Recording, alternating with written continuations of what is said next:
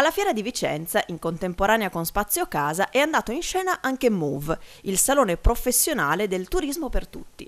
L'evento fieristico è dedicato alla proposta di ospitalità senza barriere per chi ha delle disabilità o comunque limitazioni ed esigenze particolari.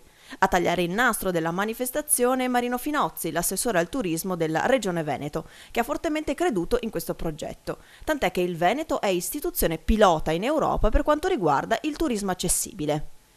Stiamo parlando di un mercato che interessa circa 120 milioni di persone in tutta Europa. Dopo 5 anni siamo arrivati ad ottenere importanti risultati, il primo quello di essere riconosciuti a livello europeo, il secondo di aver siglato proprio oggi un accordo di collaborazione con la città di New York, che già molti passi in avanti ha fatto su questo tema. Abbiamo siglato sempre oggi un altro accordo di collaborazione con i maestri di sci, con l'associazione di impianti a fune, con l'associazione Lo Spirito di Stella che si occupa di formare i maestri di sci per quanto riguarda lo sci accessibile. Anche le gondole saranno accessibili. Questo è come dire il fiore all'occhiello, la ciliegina sulla torta.